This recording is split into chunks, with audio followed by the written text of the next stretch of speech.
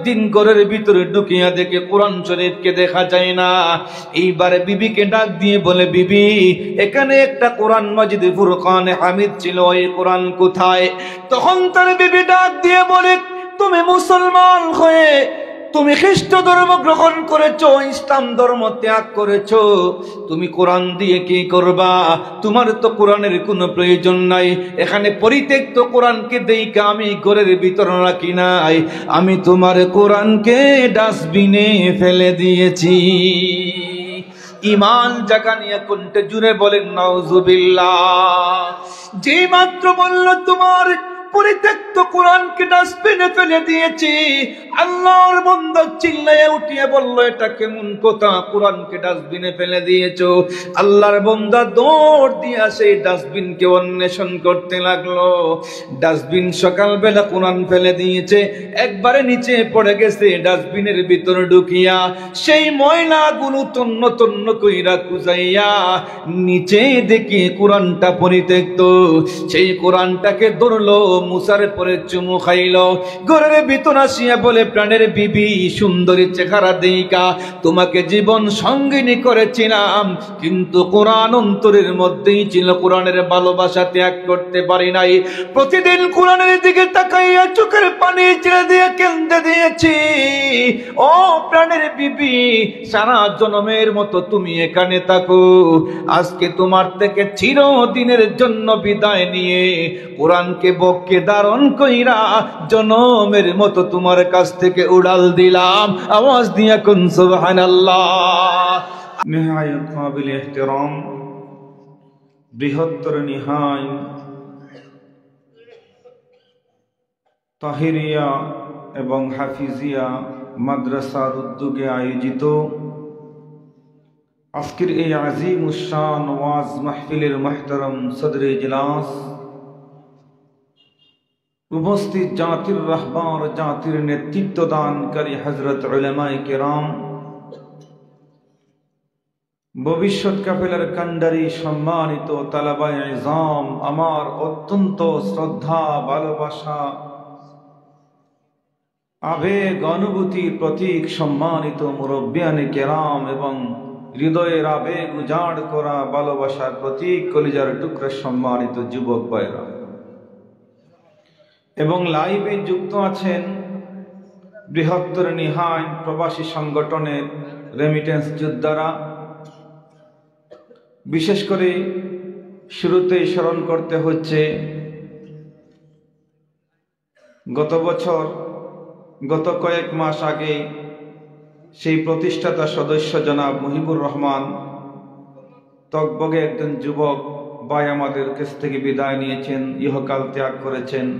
দোয়া করি আল্লাহ তার কবরকে জান্নাতের বাগান বানিয়ে দেন বলে আমিন। এবং সদস্য জাকারিয়া, আরেক সদস্য ইব্রাহিম যুবক অবস্থায় দুনিয়া ত্যাগ করেছেন, আল্লাহ তাদের উভয়ের কবরকে জান্নাতের বাগ বানিয়ে দিন বলে আমিন। তো আমরা এই মজলিসে আসতে পারলাম দুনিয়ার সমস্ত ঝামেলা থেকে মুক্ত হয়ে। এখানে আসিয়া খুশি না বেজার?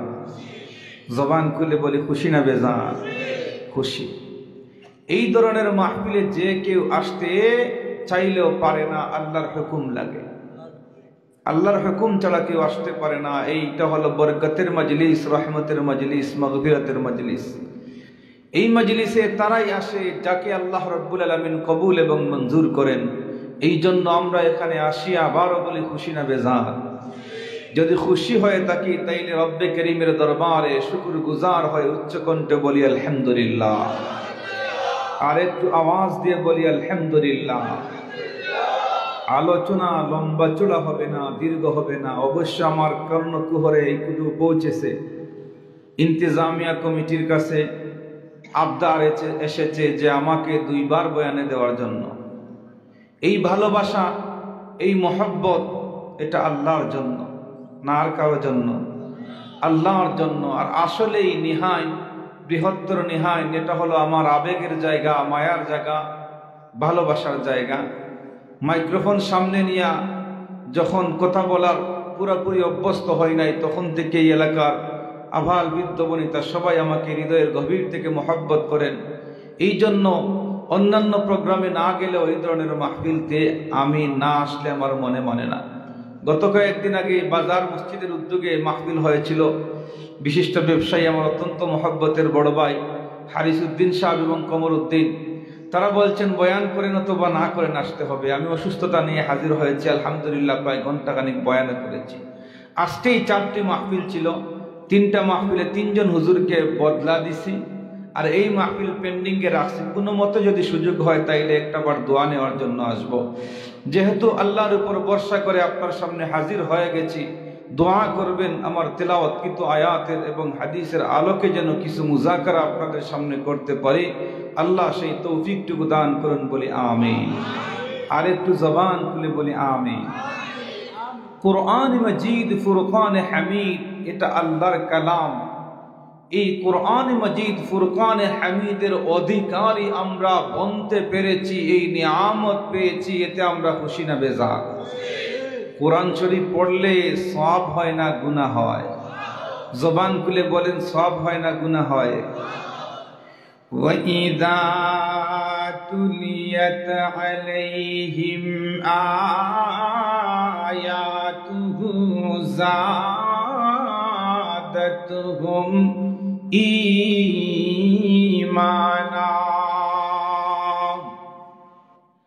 আল্লাহ রাব্বুল আলামিন বলেন, কোরআন মাজিদ ফুরকান হামিদ যদি কোন মানুষ তিলাওয়াত করে অথবা শুনে, যদি কোন মানুষ তিলাওয়াত করে আর ওই মানুষের পাশে যাইয়া আল্লাহর বান্দা শুনতে পারে, অথবা যদি তিলাওয়াত করতে পারে, মহান আল্লাহ রাব্বুল আলামিন বলেন যাদাতুহুম ঈমানা, মুমিন বান্দার ঈমান বৃদ্ধি হইতে থাকে। আওয়াজ দিয়া কোন সুবহানাল্লাহ। যালিকাল কিতাবু লা রাইবা ফীহ, এই কিতাবের মধ্যে কোনো সন্দেহ নাই, একটা অক্ষরের মধ্যে কোনো সন্দেহ নাই, একটা জবর জের পেশের মধ্যে, একটা নক্তার মধ্যেও কোনো সন্দেহের অবকাশ নাই। আওয়াজ দিয়ে কোন সুবহানাল্লাহ। তাইলে সেই কোরআনকে ধরব না ছাড়ব? আজকে কিন্তু বড় পরিতাপের বিষয়, বড় দুঃখের বিষয় হলো কিছু সংখ্যক মুসলমান লম্বা জুব্বা পরিয়া, রুমাল দিয়া, ঘুমটা দিয়া এসি রুমের ভিতর ঢুকিয়া ফতোয়া ছুড়ে, আবার নামের আগে লেখে শেখ। সেই এসি রুমের ভিতর ঢুকিয়া যখন ফতোয়া ছুড়িয়া বলে, দুনিয়ার মানব সকলে যদি তোমরা কোরআনকে বুঝো না, না বুঝিয়া পড়লে কোনো সওয়াব হয় না। আওয়াজ দিয়া কোন নাউজুবিল্লাহ। ওরা একটা সূক্ষ্ম ষড়যন্ত্র মুসলমানদেরকে কোরআন থেকে দূরে সরানোর জন্য, যে তোমরা যদি কোরআন বুঝো না তাইলে পাশে যাইও না, মানুষদেরকে কোরআন থেকে দূরে সরানোর জন্য এটা ষড়যন্ত্র। আওয়াজ দিয়ে বলেন ঠিক না বেঠিক? আমরা যে নামাজ পড়ি, ফজরের নামাজ থেকে শুরু করে আশার নামাজ পর্যন্ত নামাজ পড়ি, আচ্ছা বলেন তো, যেই সমস্ত সূরাগুলা তেলাওয়াত করি ফাতিহা থেকে শুরু করে, আর না পারলে তো আমরা সূরা ফিল থেকে নাস পর্যন্ত মুখস্থ, ঠিক না বেঠিক? এই সূরাগুলার অর্থ কি আমরা জানি? জবান খুলে বলেন জানি। আরো আওয়াজ দিয়ে বলেন জানি। তাইলে আমরা না জানিয়ে যে নামাজে পড়ি, তাইলে কি আমরা নামাজ হয় না? আরো আওয়াজ দিয়ে কোন হয় না? হ্যাঁ, যদি কোনো মানুষ আয়াতের তরজমা জানিয়া পড়ে সওয়াব একটু বেশি হবে, যদি তাফসীর জানে আর একটু বেশি হবে। এখন যদি না জানিয়াও কোরআন তিলাওয়াত করে, কমপক্ষে 10টা করে একটা অক্ষরের বিনিময়ে নেকি দান করেন আল্লাহ সুবহানাল্লাহ। তাইলে কোরআন ধরব না ছাড়ব? আল্লাহ বলেন ফাকরাউ মা তায়াসসারা মিনাল কুরআন। হে দুনিয়ার মানব সকল, কোরআন মাজিদ ফুরকান হামিদের যেই অংশ তোমার কাছে সহজ মনে হয়, সেই অংশ থেকে তুমি পাঠ করো। তোমার কাছে সূরা ফাতিহা সহজ মনে হয়, তোমার কাছে সূরা কাফিরুন সহজ মনে হয়, তোমার কাছে সূরা ইয়াসিন, সূরা ওয়াকিয়া, মুজাম্মিল যদি সহজ মনে হয়, তুমি তা থেকে পাঠ করিয়া নাও। মহান আল্লাহ তোমার আমল নামায় সওয়াব দিবেন। জবান খুলে বলেন সুবহানাল্লাহ।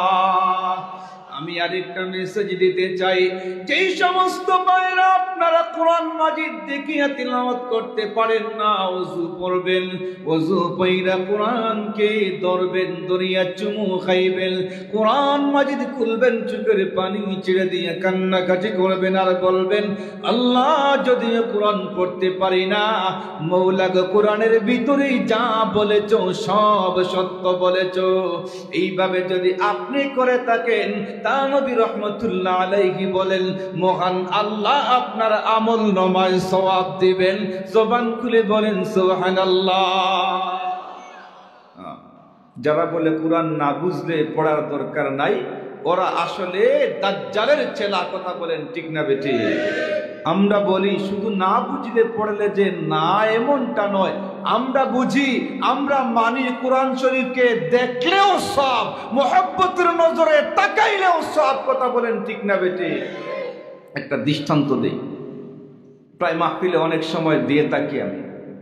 পাকিস্তানের একটা যুবক, খুব দৃষ্টিনন্দন সুন্দর চেহারার অধিকারী একটা যুবক, লন্ডনের একটা ফার্মে চাকরি করত, ওখানে একটা মহিলাও চাকরি করত। একটা যুবক যুবতী একই ফার্মে যখন চাকরি করেন, তাইলে যুবক যুবতী যদি একটা ফার্মে চাকরি করে, এক জায়গায় বসবাস করে, প্রতিদিন তার সঙ্গে সাক্ষাৎ হয়, পুরুষ আর মহিলা একসাথে, এটা আপনারা বলেন তো তাদের মনের পরিবর্তন হতে পারে না? মনের কি পরিবর্তন হয় না? এখন একজন আরেকজনের সঙ্গে একই ফার্মে চাকরি করেন, এর সুবাদে একজন আরেকজনের প্রতি দুর্বল হয়ে পড়লেন, প্রেম বন্ধনে আবদ্ধ হয়ে গেলেন। এই জন্য তো কোরআন বলে দিয়েছে, আমাদের নবীজি বলে দিয়েছেন যে মহিলা এবং পুরুষ তোমরা শিক্ষা গ্রহণ করো, সব কাজ করো, কিন্তু পুরুষ আর মহিলা একসাথে নয়, ভিন্ন ভিন্ন ভাবে। কথা বলেন ঠিক না বেটি?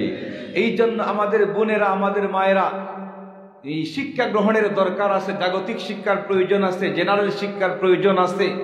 তাইলে তার মানে এটা নয় সমান অধিকার বইলা একসাথে, না না, একসাথে নয়, আলাদা আলাদা করে শিক্ষা অর্জন করো। তুমি শিক্ষা যদি অর্জন না করো, ডাক্তার হবা কেমনে? আর মহিলার ডাক্তার হওয়ার দরকার আছে না নাই? যদি আপনার বিবি, আমার বিবির সিজারের প্রয়োজন হয়, তাইলে পুরুষে সিজার করবে না, মহিলার দরকার আছে। তাইলে শিক্ষা গ্রহণের দরকার আছে না? তাইলে এখানে একই ফার্মে চাকরি করে একটা যুবক, একটা যুবতী একজন আরেকজনের প্রতি অটোমেটিকলি দুর্বল হয়ে পড়লো। কয়েকদিন যাওয়ার পরে যখন প্রেমবন্ধনে আবদ্ধ হয়ে গেল, এখন একজন আরেকজনের সঙ্গে বিয়ের পিড়িতে বসবেন এই সিদ্ধান্ত নিলেন। এখন ছেলে বলে আমি তোমাকে ছাড়া বাঁচবো না, মেয়ে বলে আমিও বাঁচবো না, তাইলে বিয়ে করা লাগবে। এখন আপনারা বলেন, মেয়ে হলো একটা খ্রিস্ট ধর্মের অধিকারী আর ছেলে হলো মুসলমান। এইবার আপনারা বলেন, খ্রিস্টান আর মুসলমানের বিয়ে কি জায়েজ, কি বৈধ? বৈধ কিভাবে? যে এই খ্রিস্ট ধর্মের মেয়ে যদি ইসলাম ধর্ম গ্রহণ করে, তাইলে তার সঙ্গে বিয়ে করা বৈধ, অন্যথায় বৈধ নয়। জবান খুলে বলেন, অন্যথায় কি নয়? আরো আওয়াজ দিয়ে করেন কিনা? বৈধ নয়। এখন দেখা গেল যখন সিদ্ধান্ত হয়ে গেল বিয়ে করবেন, এখন মেয়ে বলে তুমি যদি আমাকে জীবন সঙ্গিনী করতে হয়, তাইলে আপনাকে অবশ্যই খ্রিস্ট ধর্ম গ্রহণ করা লাগবে। তাইলে আমার ফ্যামিলির কাছে আমি এই প্রস্তাবটা আমি পেশ করব, তারা যদি নাও মানি আমি নিজ থেকেই সেটা গ্রহণ করে নিব। এখন ছেলে এতটা দুর্বল হয়ে গেল, এক পর্যায়ে বলে ফেললো, সমস্যা নয়, আমি তোমাকে জীবন সঙ্গিনী করতে যাইয়া যদি খ্রিস্ট ধর্ম গ্রহণ করা লাগে, আমি খ্রিস্ট ধর্ম গ্রহণ করতে রাজি আছি। চিল্লায় এখন নাউজুবিল্লাহ, আর একটু আওয়াজ দিয়ে এখন নাউজুবিল্লাহ। এখন কি আর করার? মেয়ে এই প্রস্তাব শুনিয়া বাড়িতে গেল, গিয়ে বলে তার বাবাকে, তার মাকে, তার স্বজনদেরকে বলে, আমি যেই ফার্মে জব করি ওই ফার্মের একটা ছেলের সঙ্গে আমার পরিচয়, সে মুসলমান, আমি তাকে জীবন সঙ্গী করতে চাই, সে ইসলাম ধর্ম ত্যাগ কইরা খ্রিস্ট ধর্ম গ্রহণ করবে। এই অফার শুনিয়া যখন এই ছেলেকে খবর দিল, বাড়িতে নিল, সিটিং রুমে বসাইলো। প্রথমেতে অভিভাবকরা জিজ্ঞেস করলো, তুমি কি আমাদের মেয়েকে জীবন সঙ্গিনী করতে চাও? জি হ্যাঁ, জীবন সঙ্গিনী করতে চাই। তাইলে তোমাকে একটা কাজ করতে হবে, মুসলমান থেকে তুমি তোমার ইসলাম ধর্ম ত্যাগ কইরা খ্রিস্ট ধর্ম গ্রহণ করা লাগবে। সে বলল, আমি রাজি। যে মুখ দিয়ে বললে হবে না, তোমাদের ইসলাম ধর্মে শুকরের মাংস খাওয়া না জায়েজ, আমরা জানি হারাম, তাইলে আমরা শুকরের গোশত বুনা করে তোমার সামনে পেশ করব। তুমি যদি আমাদের সামনে খেয়ে দেখাইতে পারো, বুঝে নিব তুমি খ্রিস্ট ধর্ম গ্রহণ করেছ।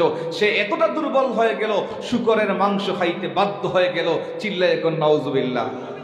এইবার বলে, যা, আমরা শুনেছি ইসলাম ধর্মে মদ্য খাওয়া হারাম, তাইলে আমাদের সামনে তুমি মদ্যপান কইরা দেখানো লাগবে। ছেলে মদ্যপান করলো। এক পর্যায়ে বলে, এখন বুঝতে পারলাম তুমি পুরোপুরি খ্রিস্ট ধর্ম গ্রহণ করেছো, তাইলে তুমি এই মুহূর্তে তোমার সিম কার্ডটা খুলে ফেলো, email, Gmail, Facebook, YouTube, Twitter যা আছে সবটুকু ডিসেবল করো, আর এখনই বিয়ে সম্পন্ন হয়ে যাবে। যখন বিয়ে সম্পন্ন হয়ে গেল, এইবার বলল তাদের ধর্মের রীতি অনুযায়ী বিয়ে যখন হয়ে গেল, এইবার বলল তোমাকে এই সিটি ত্যাগ করা লাগবে, এই সিটি ত্যাগ কইরা অন্য সিটিতে যাওয়া লাগবে, যেখানে তোমার কোনো বন্ধু বান্ধব দেখতে পায় না, তোমার স্বজনরা তোমাকে খুঁজিয়া পায় না, এমন একটা সিটিতে তোমাকে অবস্থান করা লাগবে। এই কথা শোনার পরে তাও বাধ্য হয়ে গেল। বিয়ের পরে এই সিটিতে যখন ত্যাগ করবে, যখন ট্রাকের মধ্যে গুরুত্বপূর্ণ মাল উঠাইতে আরম্ভ করলো, এই সময় দেখা যায় হঠাৎ করে তার নজরে পড়লো কোরআনে মাজিদ, ফুরকানে হামিদ। চিল্লায়ে কোন সুবহানাল্লাহ। যখন কোরআন মাজিদ, ফুরকানে হামিদের দিকে নজর পড়লো, আল্লাহর বান্দা চোখের পানি ছেড়ে দিয়ে কেঁদে কেঁদে বলে, হায় রে হায়, যেই কোরআনকে প্রতিদিন স্পর্শ করতাম, যেই কোরআনের গায়ে চুমু খেয়ে কোরআন তিলাওয়াত করতাম, ওই কোরআন থেকে আজকে তো আমি দূরে সরে গেলাম। আজ থেকে তো আমি আর কোনোদিন কোরআনের বরকত হাসিল করতে পারবো না, তিলাওয়াত করতে পারবো না। সুন্দরী রমণীর জন্য আমি কোরআন থেকে দূরে চলে গেলাম। এইভাবে তার কলিজাটা ফেটে গেল কোরআনের দিকে তাকাইয়া। এক পর্যায়ে সিদ্ধান্ত নিল, যাই হোক এইভাবে না, এই কোরআনটাকে যেভাবে হোক আমি লুকাইয়া যেখানে নতুন অবস্থান করব সেখানে নিয়ে যাব। আল্লাহর বান্দা সেই কোরআনকে একটা কার্টুনের ভিতর ঢুকাইয়া নতুন কর্মস্থানে যখন গেল, সেখানে যাওয়ার পরে আল্লাহর বান্দা তার সিটিং রুমে একটা কর্নারের মধ্যে কোরআন রাখলো। যখন ঘরের ভিতরে ঢুকে সুন্দরী বিবির দিকে তাকানোর আগে কোরআনের দিকে তাকাইয়া তার মনের তমন্না নিবারণ করে, কিন্তু হাত দিয়ে স্পর্শ করে না, কারণ সে জানে আমি তো নাপাক, এই জন্য কোরআনকে স্পর্শ করা যায় না। এইভাবে 1 বছর 2 বছর হয়ে গেল, সুন্দর বিবির দিকেও তাকায়, কোরআনের দিকেও তাকায়। 2 বছর অতিবাহিত হয়ে যাওয়ার পরে হঠাৎ একদিন ঘরের ভিতরে ঢুকিয়া দেখে কোরআন শরীফকে দেখা যায় না। এইবার বিবিকে ডাক দিয়ে বলে, বিবি, এখানে একটা কোরআন মাজিদ ফুরকানে হামিদ ছিল, এই কোরআন কোথায়? তখন তার বিবি ডাক দিয়ে বলে, তুমি মুসলমান হয়ে তুমি খ্রিস্ট ধর্ম গ্রহণ করেছো, ইসলাম ধর্ম ত্যাগ করেছো, তুমি কোরআন দিয়ে কি করবা? তোমার তো কোরআনের কোনো প্রয়োজন নাই। এখানে পরিত্যক্ত কোরআনকে দেইকা আমি ঘরের ভিতর রাখি নাই, আমি তোমার কোরআনকে ডাস্টবিনে ফেলে দিয়েছি। ইমান জাগা নিয়ে কোনটা জুড়ে বলেন নাউজুবিল্লাহ। যে মাত্র বলল তোমার পরিত্যক্ত কোরআনকে ডাস্টবিনে ফেলে দিয়েছি, আল্লাহর বান্দা চিল্লাইয়া উঠিয়ে বলল, এটা কেমন কথা, কোরআনকে ডাস্টবিনে ফেলে দিয়েছো? আল্লাহর বান্দা দৌড় দিয়া সেই ডাস্টবিনকে অন্বেষণ করতে লাগলো।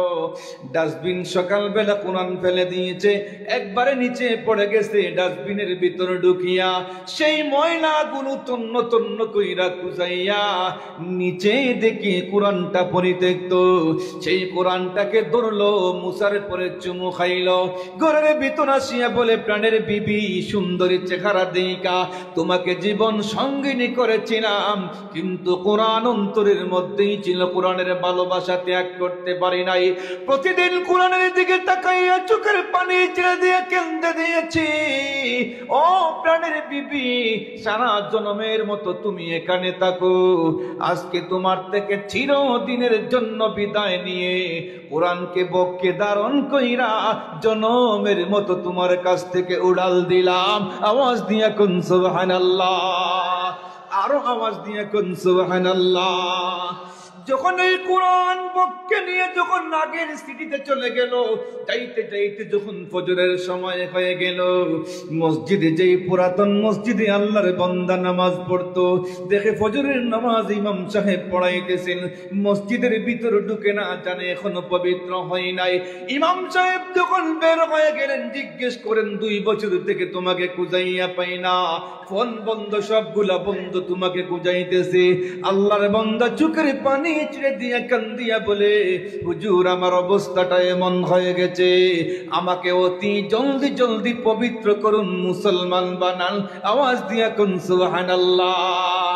এই জন্য যারা বলে কোরআন যদি বুঝিয়া পড়ো না সওয়াব নাই, আমরা তাদেরকে বলি শুধু বুঝিয়া নয় রে, বুঝিয়া নয়, আমরা যদি মুহাব্বতের নজরে কোরআনের দিকে তাকাই, আমাদের জীবন পাল্টে যায়। আওয়াজ দিয়া বলেন ঠিক না বেঠি? এই জন্য বলেন কোরআন ধরবেন না ছাড়বেন? আরো আওয়াজ দিয়া বলেন কোরআন ধরবেন না ছাড়বেন? وَإِذَا تُلِيَتْ عَلَيْهِمْ آيَاتُهُ زَادَتْهُمْ ঈমানা। কোরআন মাজিদ যতই তিলাওয়াত করবেন, যতই শুনবেন, মজা লাগে, মজা লাগে। আল্লাহ বলেন ঈমান আল্লাহ আরো বাড়াইয়া দেন। আওয়াজ দিয়া কোন সুবহানাল্লাহ। এই কোরআনকে সাধারণ মনে করবেন না, কাগজের মধ্যে লেখা দেখে সাধারণ মনে করবেন না। আল্লাহ রাব্বুল আলামিন পাহাড়কেও জিগাইছিলেন, আসমানকেও জিগাইছিলেন, জমিনকেও জিগাইছিলেন, ইন্না আরাদনাল আমানাতা আলাস সামাওয়াতি ওয়াল আরদ ওয়াল জিবাল ফাআবাইনা আন ইয়াহমিলনাহা ওয়া আশফাকনা মিনহা ওয়া হামালাহাল ইনসান ইন্নাহু কানা যালুমান জাহুলা।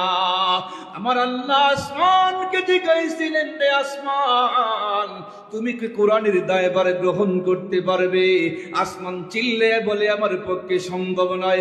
জমিনকে আল্লাহ বলেছেন, জমিনে বলে পারবে না। পাহাড়কেও বলেছেন, পাহাড় বলে পারবে না।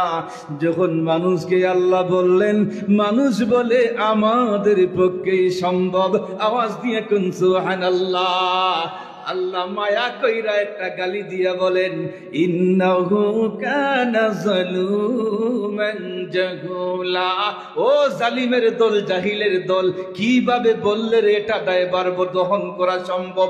আওয়াজ দিয়া কোন সুবহানাল্লাহ। যখন মানুষরা বলল আমরাই পারবো, তখন আল্লাহ বলেন, শুনো রে, আমি আল্লাহ কোরআন নাজিল করেছি, এই কোরআনের রক্ষণাবেক্ষণের জিম্মাদারি আমি আল্লাহ নিজেই গ্রহণ করলাম। আওয়াজ দিয়া কোন সুবহানাল্লাহ। আরেকটু আওয়াজ দিয়া কোন সুবহানাল্লাহ। তাইলে কোরআন ধরবো না ছাড়বো? বাচ্চা কাচ্চা মাদ্রাসায় দিব না? দেওয়ার জন্য রাজি আছি তো। যার 2টা ছেলে কমপক্ষে একজনকে কোরআনের হাফিজ বানান, কমপক্ষে একজনকে কোরআনের হাফিজ বানান। মনে রাখবেন, যারা আলিম হয়েছে, হাফিজ হয়েছে, টাকা খায় নাই। দুনিয়ার জমিনে যদিও টাকা পয়সা একটু কম মনে হয়, আখিরাত আপনার জন্য সুন্দর। আপনার সন্তান যখন আপনার কবর পাশে দাঁড়িয়ে কুল হুয়াল্লাহু আহাদ আল্লাহুস সামাদ, সবাই লাম ইয়ালিদ ওয়া লাম ইউলাদ ওয়ালাম ইয়াকুল লাহু কুফুয়ান আহাদ। যখন আপনার সন্তান আপনার কবর পাশে গিয়ে 3 বার সূরা ইখলাস পড়া এক খতম কোরআনের সওয়াব আপনার কবরে বর্ষণ করাই আসবে, এইবার বলেন কবরে আপনার শান্তি আসবে না আযাব আসবে? আওয়াজ দিয়ে কোন শান্তি আসবে না আযাব আসবে? এই জন্য সন্তানকে কোরআনের হাফিজ বানান, আলিম বানান। যদিও মসজিদের ইমাম সাহেব আপনারা জানাজা পড়বেন, কিন্তু আপনার মসজিদের ইমাম সাহেব জানাজার ইমামতি করলে অন্তরটা কানবে না। আর আপনার সন্তান যখন নামাজের ইমামতির জন্য দাঁড়াইবে, জানাজার ইমামতির জন্য দাঁড়াইয়া বলবে আল্লাহুম্মা গফির লিহাইয়িনা ওয়া মাইয়িতিনা, একদিকে মুখ দিয়া বলবে, অপর দিয়ে তার কলিজাটা ফেটে যাবে। আওয়াজ দিয়ে বলেন ঠিক না বেঠিক? এই জন্য আপনার সন্তানকে কোরআনের খাদিম বানানোর দরকার আছে না না? আছে না না? মনে করবেন আমি আলিম হতে পারলাম না, হাফিজ হতে পারলাম না, আমি হাফিজে কোরআন, আলিমে বা আমলের বাবা হয়ে কবরে যেতে চাই, রাজি আছেন তো ইনশাআল্লাহ? ও মুহতারাম হাজিরিন কিরাম, আমরা কোরআনে মাজিদ ফুরকানে হামিদের মতো, কোরআনে মাজিদ ফুরকানে হামিদের মতো মহাগ্রন্থের অধিকারী বনেছি, এতে খুশি না বেজার? শ্রেষ্ঠ নবী মুহাম্মদুর রাসূলুল্লাহ সাল্লাল্লাহু আলাইহি ওয়াসাল্লামের উম্মত হয়েছে, খুশি না বেজার? আল্লাহু আকবার। আমরা না চাইতে দৌলতে ঈমান পেয়েছি, খুশি না বেজার? আওয়াজ দিয়ে বলেন খুশি না বেজার? এই জন্য নবী ওয়ালা জিন্দেগি নবী করিম সাল্লাল্লাহু আলাইহি ওয়াসাল্লাম যেইভাবে আমাদেরকে নির্দেশ দিয়েছেন, আল্লাহ যেইভাবে হুকুম করেছেন, সেইভাবে জীবনটাকে রাঙাইতে রাজি আছি তো ইনশাআল্লাহ? সাহাবায়ে কেরাম নবী করিম সাল্লাল্লাহু আলাইহি ওয়াসাল্লামের আশিক ছিলেন। শুধুমাত্র মুখে বইলা আশিক এমনটা নয়, কলিজা দেওয়ার জন্য তৈয়ার ছিলেন। কথা বলেন ঠিক না বেঠিক? আরো আওয়াজ দিয়া বলেন ঠিক না বেঠিক? সাহাবায়ে কেরাম নবী করিম সাল্লাল্লাহু আলাইহি ওয়াসাল্লামের ধার ধারতেন। কোন সময় নবীজি কোন আদেশ করেন, কোন সময় কোন নিষেধ করেন, পুঙ্খানুপুঙ্খ সেটা মান্য করার জন্য তৈয়ার থাকতেন। চুলার মধ্যে আগুন জ্বলে নাই, বাচ্চা কাচ্চাদের উপাস চলছে, নিজের পেটের মধ্যে পাথর বেঁধে নিয়েছেন। নবী করিম সাল্লাল্লাহু আলাইহি ওয়াসাল্লামের চেহারা মুবারক দেখিয়া দেখিয়া পেটের কিদা নিবারণ করেছেন। বলেন সুবহানাল্লাহ। আল্লাহর নবী সাল্লাল্লাহু আলাইহি ওয়াসাল্লাম গরিবদেরকে ভালোবাসতেন না ঘৃণা করতেন? আরো আওয়াজ দিয়া বলেন, গরিবদেরকে ভালোবাসতেন না ঘৃণা করতেন? জবান খুলে বলেন, ভালোবাসতেন না ঘৃণা করতেন? হযরতে জাবের রাদিয়াল্লাহু তাআলা আনহু নামে একজন জলিলুল কদর সাহাবী নবীজির, সেই জাবের রাদিয়াল্লাহু আনহু নবীজির কথা যখন গিয়ে ঘরে বর্ণনা করেন, একদিন জাবের রাদিয়াল্লাহু আনহু বিবি শুনতে শুনতে বলেন, আমরা তো গরিব মানুষ, আমাদের ঘরে দাওয়াত করলে নবীজি কি আসবেন? জাবের রাদিয়াল্লাহু আনহু বলেন, ও প্রাণের বিবি, নবীজি সাল্লাল্লাহু আলাইহি ওয়াসাল্লাম গরিবদের জন্য কান্না করেন, হৃদয় উজাড় করে গরিবদেরকে ভালোবাসেন। নবীজি ধনী গরিবের মধ্যে কোনো পার্থক্য করেন না, নবীজি নিজেই গরিব থাকতে পছন্দ করেন। বলেন সুবহানাল্লাহ। এই জন্য আমরা যে গরিব হয়ে যাই অনেক সময়, আমরা মন ঘাবড়াবো না। আমাদের নবীজিও কষ্ট করেছেন, পেটে পাথর বেঁধে নিয়েছেন, যুদ্ধের ময়দানে একটা নয় দুইটা করে পাথর বেঁধেছেন। সাহাবায়ে কেরাম একটা খাজুরকে বন্টন কইরা 5 জন 7 জন বন্টন করিয়া খাইছেন। সামান্য এক কুল্লি পানির মতো পানিকে ভাগ কইরা সাহাবায়ে কেরাম পান করেছেন, তারপরেও যুদ্ধ করেছেন। চিল্লায়ে বলেন সুবহানাল্লাহ। তো জাবের রাদিয়াল্লাহু তাআলা আনহুর বিবি যখন বললেন, ও প্রাণের স্বামী, আমাদের তো বড় ইচ্ছা নবীজিকে দাওয়াত করার, যদি একটা দিন নবীজিকে নিয়ে আসতেন তাইলে ঘরের মধ্যে চূড়ান্ত পর্যায়ের বরকত হইতো, আমরা উজালা হয়ে যাইতাম। জাবের রাদিয়াল্লাহু আনহু বলেন, সাহস করে নবীজিকে একদিন বলবো, আর নবীজি যেদিন তারিখ দিবেন আমরা গরিবানা সুরতে যতটুকু পারা যায় ততটুকু মেহমানদারির ব্যবস্থা করব। আচ্ছা আপনারা বলেন, আপনারা যদি সমাজের ভালো মানের একজন আলিম, এই যে আমাদের ইমাম সাহেব, খতিব সাহেব নিহাইন হাফিজিয়া তাহিরিয়া মাদ্রাসায় ছিলেন, আলহামদুলিল্লাহ এখন সিলেটের বিভিন্ন প্রান্তে প্রোগ্রাম করেন, পোস্টারে নাম দেখা যায়। হুজুর যে আসছেন, এখন যদি আপনি দাওয়াত করেন, আপনি দাওয়াত করিলে গড়ে যা আছে তা দিয়া দিবেন না, ভালো কিছু দেওয়ার চেষ্টা করবেন। এত আসতে বললেন, তাইলে মনে হয় ভালো কিছু দিবেন না। আওয়াজ দিয়ে এখন ভালো কিছু না, যা আছে তা চেষ্টা করবেন ভালো কিছু দিয়ে আপ্যায়ন করার জন্য। তো যাই হোক, নবীজি সাল্লাল্লাহু আলাইহি ওয়াসাল্লামকে দাওয়াত করবেন, ভালো কিছু ইন্তজাম করবেন, পরামর্শ করলেন যে নবীজি যেদিন তারিখ দিবেন এর আগে আমরা সিদ্ধান্ত নিব। এই দিন জোহরের নামাজে গেলেন জাবের রাদিয়াল্লাহু আনহু মসজিদে নববীতে। আর ওই সময় নবীজি সাল্লাল্লাহু আলাইহি ওয়াসাল্লাম বাহির হয়েছেন, হাত মিলাইয়া মুসাফা কইরা হযরত জাবের রাদিয়াল্লাহু আনহু বলেন, ওগো নবীজি, আমার বিবির বড় ইচ্ছা, আমরা যদিও গরিব কিন্তু নবীজি আপনার জন্য মহব্বতের কোনো কমতি নাই, আপনার জন্য আমাদের কলিজা উজাড় করে দেওয়ার জন্য তৈয়ার, আমাদের বড় ইচ্ছা আপনাকে নিয়ে যাব বাড়িতে একদিন আর সামান্য মেহমানদারির ব্যবস্থা করব। বলেন সুবহানাল্লাহ। নবীজি আলহামদুলিল্লাহ আমার মাঝে তশরিফ আনছেন সিল্লার মিয়া সাহেব দামাত বারাকাতুহু। আলহামদুলিল্লাহ আলহামদুলিল্লাহ হযরতের বয়ানের পরে ইনশাআল্লাহ মেসেজ বয়ান আরম্ভ করব। আপনারা ধৈর্য সহকারে বুকা আর মেসেজে ওয়াজ শেষ করব, আপনারা ধৈর্য সহকারে শুনুন। তো আমার সময় কমে গেছে মনে হয়।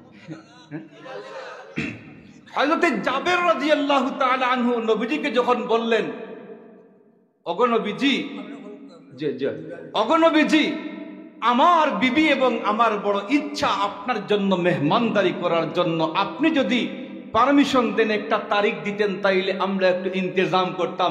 নবীজি সাল্লাল্লাহু আলাইহি ওয়াসাল্লাম বলেন, তারিখ তরিখ কিচ্ছু নাই, ও জাবের এই মুহূর্তে তোমার বাড়ির দিকে রওনা। চিল্লায়ে কোন সুবহানাল্লাহ, আরো আওয়াজ দিয়ে কোন সুবহানাল্লাহ। যে আমাকে দাওয়াত করবেন, তারিখ দিব আর আপনারা ইন্তজাম করবেন, এটার কোনো দরকার নাই, তোমাদেরকে পেরেশানির কোনো দরকার নাই। নুন বাড্ডা আছে খাইলাম, না হয় পানি পান করলাম, আর না হয় খেজুর খাইলাম, আর আমি চলে আসবো। নবীজি সাল্লাল্লাহু আলাইহি ওয়াসাল্লাম হযরতে জাবের রাদিয়াল্লাহু আনহুর বাড়িতে গেলেন। যখন জাবের রাদিয়াল্লাহু আনহুর বাড়িতে ঢুকলেন, জাবের রাদিয়াল্লাহু আনহু যখন বিবিকে সংবাদ দিলেন, বিবি আকাশ সম আনন্দিত হয়ে বললেন, ও প্রাণের স্বামী, তোমাকে বললাম নবীজিকে তারিখ কইরা আনার জন্য, এখন বিশ্ব মানবতার মুক্তির সনদ হযরত মুহাম্মদুর রাসূলুল্লাহ সাল্লাল্লাহু আলাইহি ওয়াসাল্লাম উনাকে নিয়ে আসছেন। স্বাভাবিকভাবে তো আর মেহমানদারি করা যায় না, তাড়াতাড়ি বলেন কি দিয়ে তাকে আপ্যায়ন করা যায়। তখন জাবের রাদিয়াল্লাহু তাআলা আনহু বললেন, ও বিবি, তুমি আর চিন্তার কোনো কারণ নাই, আমাদের ঘরে তো একটা বকরি আছে। সুবহানাল্লাহ। আরো আওয়াজ দিয়ে বলেন কি আছে, আরো আওয়াজ দিয়ে বলেন কি আছে, বকরি আছে। তখন কি করা যায়, তাড়াতাড়ি এটা জবাই করো, নবীজির কষ্ট হবে। এক সেকেন্ড দেরি না কইরা দ্রুত গতিতে বকরি জবাই করলেন। আর একদিকে বকরি জবাই, অপর দিকে রুটি বানানোর কাজ আরম্ভ হয়ে গেল। একদিকে যখন বকরি জবাই করলেন, ওই জবাই করতে গিয়া জাবের রাদিয়াল্লাহু তাআলা আনহুর দুইটা সন্তান, একটা সন্তানের বয়স 4 থেকে 5 বছর, আরেকটা সন্তানের বয়স 6 থেকে 7 বছর বয়স। একটা সন্তান উপস্থিত, যখন দেখলো বাবা বকরি জবাইটা বড় চমৎকার লাগে, বড় সুন্দর লাগে। আপনারা বলেন, যখন কুরবানি হয়, কুরবানির ঈদের সময় ছোট ছোট বাচ্চারা যখন কুরবানির পশুকে জবাই করতে দেখা যায়, তারা খুব আনন্দ পায় কি পায় না? কিছু বাচ্চারা যদিও ভয় পায়, আর বেশিরভাগ বাচ্চারা খুব মজা পায়, ঠিক না ঠিক? জাবের রাদিয়াল্লাহু আনহুর ছোট ছেলে, এই বড় ছেলে যখন এখানে শুয়ে থাকলো, ছোট ছেলে যখন দেখলো বাবা এই বকরি জবাই করতেছেন, সেটা তার কাছে বড় পছন্দ হয়ে গেল। এই সময় যখন দেখলো তার অপর ভাই অনুপস্থিত, তাকে দৌড় দিয়ে বাহির করলো, বাহির কইরা আনলো। এখানে যখন বাপ বকরিটা কাটাকুটি শেষ হয়ে গেল, নিয়ে গেলেন, তখন বলে, রে ভাই, আজকে যে বকরি জবাই হইল, এত সুন্দর চমৎকার দৃশ্য তুমি তো দেখতে পাইলা না, আমি সেই বকরি জবাইটা দেখিয়া আমার বড় ভালো লাগলো। এই কথা শুনিয়া অপর ভাই বলে, বাইরে বকরিটা বাবা কিভাবে জবাই করলেন, আমাকে একটু দেখা। তখন সে বললে, বকরি জবাই দেখাইতে হলে তুমি এখানে শুয়ে পড়ো, আমি ছুরি দিয়ে তোমাকে জবাই করে দেখাবো। বলেন আল্লাহু আকবার। যখন এই সন্তানটা ছোট নাবালিগ বাচ্চা সেখানে শুয়ে পড়লো, আর ছুরি দিয়ে তার গলার মধ্যে চালিয়ে দিল, মুহূর্তের ভিতরে দুনিয়া থেকে বিদায় হয়ে গেল। এখন ছোট বাচ্চা দেখলো, আমার ভাইকে তো আমি জবাই করলাম, এখন তো ঘরের মধ্যে জায়গা পাবো না, মাও আমাকে মারবেন, বাবাও আমাকে মারবেন, তাইলে বাঁচতে হলে আমি আমার গলায় ছুরি দিয়ে দেই। সেও জবাই হয়ে গেল। চিল্লায় এখন আল্লাহু আকবার। আর একটু আওয়াজ দিয়ে এখন আল্লাহু আকবার। যখন দুজন জবাই হয়ে গেল, এইদিকে জাবের রাদিয়াল্লাহু তাআলা আনহুর বিবি তার সন্তানদেরকে অনেকক্ষণ ধরে দেখেন নাই, বাহিরে একটু কাজের জন্য যখন গেলেন, যাওয়ার পরে গিয়ে দেখেন যে 2 সন্তানই জবাইকৃত অবস্থায় পড়ে আছেন। তখন তিনি আকাশ ভেঙ্গে পড়ল, চিন্তা করলেন, এখন যদি আমার স্বামীকে আমি বলি যে তোমার দুইটা সন্তান এখানে জবাই করা, তখন আমার স্বামী চিল্লাইবে, কান্নাকাটি করবে। নবীজি সাল্লাল্লাহু আলাইহি ওয়াসাল্লামের মেহমানদারি, নবী সাল্লাল্লাহু আলাইহি ওয়াসাল্লামের কষ্ট হবে, মেহমানদারিতে ব্যাঘাত ঘটবে। সুতরাং বলার দরকার নাই, যা হবার হয়ে গেছে, মেহমানদারি হওয়ার পরে নবীজিকে সংবাদ দেব। এই বলিয়া ছোট্ট একটা কাপড় দিয়া দুটা বাচ্চাকে একত্রিত কইরা ডাকিয়া রাখলেন। বলেন আল্লাহু আকবার। আর একটু আওয়াজ দিয়া বলেন আল্লাহু আকবার। চিন্তা করছেন কি পর্যন্ত আল্লাহু আকবার, আল্লাহর নবীর প্রতি ভালোবাসা, দুইটা বাচ্চা জবাই করা, সেই দিকে ভ্রুক্ষেপ করেন না যে নবীজির মেহমানদারি হয়ে যাক, তারপরে বলবো। এই দিকে হযরতে জাবের রাদিয়াল্লাহু তাআলা আনহু বিবিকে ডাক দিয়ে বলেন, প্রাণের বিবি, সন্তানদেরকে অনেকক্ষণ ধরে দেখা যায় না। নবীজি সাল্লাল্লাহু আলাইহি ওয়াসাল্লামের সামনে নিয়ে যায়। নবীজি সাল্লাল্লাহু আলাইহি ওয়াসাল্লামের মুবারক হাত দিয়ে স্পর্শ কইরা আমার সন্তানদেরকে যেন বরকত দান করেন, এই বইলা সন্তানদেরকে বুঝাইতেছেন। এই দিকে জাবের রাদিয়াল্লাহু আনহুর বিবি সেই বিষয়টাকে গোপন রাখলেন। ডাক দিয়ে বলেন, গো প্রাণের স্বামী, সন্তানদেরকে এখন বুঝাইতে যাইয়েন না। আপনার সন্তানরা যেটাই থাকুক না কেন, আগে নবীজির মেহমানদারি হয়ে যাক। আওয়াজ দিয়ে কোন সুবহানাল্লাহ। জাবের রাদিয়াল্লাহু আনহু না বুঝিয়া কুজাইতে আরম্ভ করলেন। গিয়ে দেখেন যেখানে বকরি জবাই করেছিলেন সেখানেই তার দুইটা সন্তান জবাই করা। আওয়াজ দিয়ে কোন আল্লাহু আকবার। যখন দেখলেন দুইটা সন্তান জবাই করা, ধৈর্য ধরতে পারলেন না, তার কণ্ঠ দিয়ে একটু জোরে কান্না এসে গেল। নবীজি সাল্লাল্লাহু আলাইহি ওয়াসাল্লাম ডাক দিয়ে বলেন, রে জাবের, কি হয়েছে, কাঁদতেছ কেন? জাবের রাদিয়াল্লাহু আনহু বলেন, নবীজি, যে স্থানে আমি বকরি জবাই করেছিলাম ওই স্থানের মধ্যে আমার দুইটা সন্তান একা পড়ে আছে জবাইকৃত অবস্থায়। নবীজি সাল্লাল্লাহু আলাইহি ওয়াসাল্লাম বিষয়টা বুঝতে পারলেন। বললেন, রে জাবের, না না, তুমি তোমার দুইটা সন্তানকে আমার সামনে হাজির করো। জাবের রাদিয়াল্লাহু আনহু যখন দুইটা সন্তানকে নবীজির সামনে আইনা হাজির করলেন, নবীজি সাল্লাল্লাহু আলাইহি ওয়াসাল্লাম দুইটা হাত উঠাই আল্লাহর কাছে বললেন, ইয়া হাইয়্যু ইয়া কাইয়্যুম ইয়াহইয়া ইবনে জাবির, হে মৃতকে জীবিত করনে ওয়ালা, জীবিতকে মারনে ওয়ালা, জাবেরের দুইটা সন্তানকে পুনরায় জীবিত কইরা দাও। এই দোয়া নবীজি কইরা চোখের পানি নাকের ডগায় আসার আগে আগে মহান আল্লাহ তার দুইটা সন্তানকে জীবিত করিয়া দিলেন। আওয়াজ দিয়া কোন সুবহানাল্লাহ। मोहब्बत एक अजब शय है, बयान करना मुमकिन नहीं, न मरना है न जीता है, अजब सूरत बीमारी। এটাই হলো প্রকৃত মহব্বত। আর আমরা মহব্বতের জোয়ার তুলি, মুখে ফেনা তুলি নবীজির আশিক পয়লা, কিন্তু নবীজিরকে নিয়ে ব্যঙ্গ করা হয়, আল্লাহকে নিয়ে ব্যঙ্গ করা হয়, নবীজির চরিত্র নিয়ে কুচ্ছরটানো করা হয়। আমরা ঘরে বৈশা বৈশা আঙ্গুল চুষি আর বলি, মুল্লারা দেখি এখনো মাঠে নামলো না। কথা বলেন ঠিক না বেঠিক?